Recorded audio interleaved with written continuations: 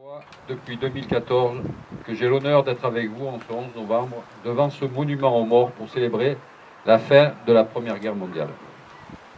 Troisième fois que je vous raconte la clairière de Rotonde, ce moment où à 5 heures du matin, le maréchal Foch signa l'armistice qui mit fin à ce conflit et donna naissance à l'un des bilans les plus terribles de notre histoire.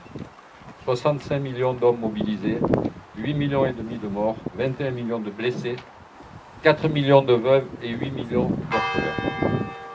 Troisième fois que je cite le courage, la fierté, la bravoure, que je raconte ces moments irréels, ces combats improbables, ces centaines de soldats morts en une minute, que je vous parle des mutilations, des destructions, de la haine de l'autre.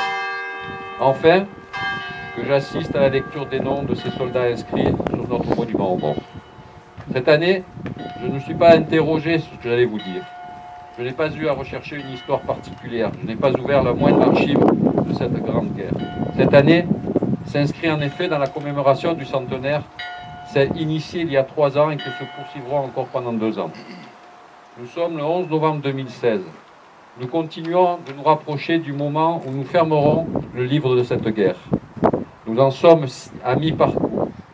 Nous continuons notre voyage dans le passé et nous évoquons aujourd'hui la suite du second chapitre, celui de 1915, l'année de la boue et du sang.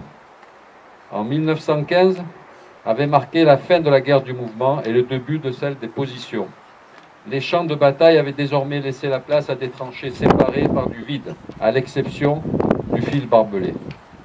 Ces tranchées sont ceux de la mort, celle qui est omniprésente, qui touche l'un de vos amis un matin, qui décime votre compagnie en un instant, celle qui ruine en une seconde tout projet d'avenir.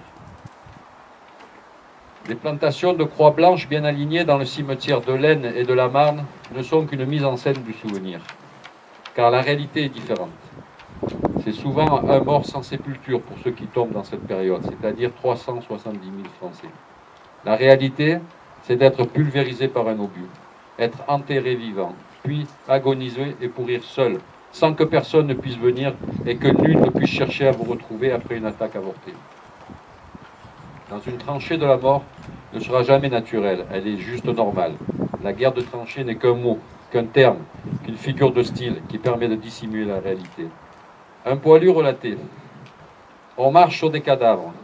On en fait des parapets derrière lesquels on s'abritait, des parapets de cadavres sur lesquels on s'appuie. Je ne ressens aucune impression à la vue de ces cadavres. Je les côtoie, je les foule, je les touche, sans la moindre impression pénible. Tout cela a été tellement répété, récité, raconté, que cette histoire, ces chiffres, paraissent soudainement un peu désuets. Le temps fait son œuvre après année et nous éloignons un peu plus de ce conflit. Les informations données, chaque 11 novembre, deviennent de plus en plus impalpables et même irréelles pour beaucoup d'entre nous. Bien sûr, nous ne pouvons pas toujours vivre accrochés à notre passé. Et il est alors normal que l'émotion disparaisse chaque année un peu plus. Mais le temps ne peut pas tout expliquer. Nous ne pouvons pas être si émus aujourd'hui par la mort d'un unique soldat français sur un champ de bataille dans un pays du monde, en ce moment même, et ne pas ressentir la moindre émotion lorsque nous évoquons plus de 8 millions de morts. Le temps parvient à nous laisser croire que les morts de 1916 ne sont pas les mêmes que ceux de 2016, et que leurs rêves n'étaient pas aussi grands que les nôtres, que l'amour qu'ils portaient à leurs compagnes, à leurs enfants, n'avait pas la même grandeur, que leur douleur était moins forte, que leur souffrance était moins importante. Ces soldats, ces enfants, ces amoureux étaient les mêmes qu'aujourd'hui. Cela ne fait que 100 ans en fait. C'était hier. Mais l'immense masse de ceux qui combattirent, tous sacrifiés, tous amputés, gazés, défigurés, acceptèrent leur dessein cruel parce que c'était pour la France. Prétendre aujourd'hui, c'est insulter. Prétendre autre chose, aujourd'hui, c'est insulter leur mémoire. Ce qu'ils ont vécu, nous ne pouvons pas le comprendre car nul ne peut partager ces 4 années de guerre et de mort. Si nous ne pouvons le comprendre, comment pourrions-nous réellement en apprendre, en retenir quelque chose, sinon que ces hommes se sont battus pour un idéal, pour la grandeur de la France, pour sauvegarder la belle image qu'ils avaient de leur patrie. Alors on peut se poser une question. Si ceux de 1914 revenaient, reconnaîtraient-ils cette patrie? Il ne s'agit pas, vous l'avez compris, de parler de l'évolution technique, bien sûr, mais de l'évolution des mentalités, de l'amour des hommes pour leur nation. Ceux de 1914 se reconnaîtraient-ils dans le Français que nous sommes aujourd'hui? Ceux qui sont morts pour sauver la France de l'invasion allemande, que diraient-ils en nous voyant, certains, dans certains quartiers de nos communes, où le Français doit baisser la tête? se sentant étrangers dans un pays qui est pourtant le sien?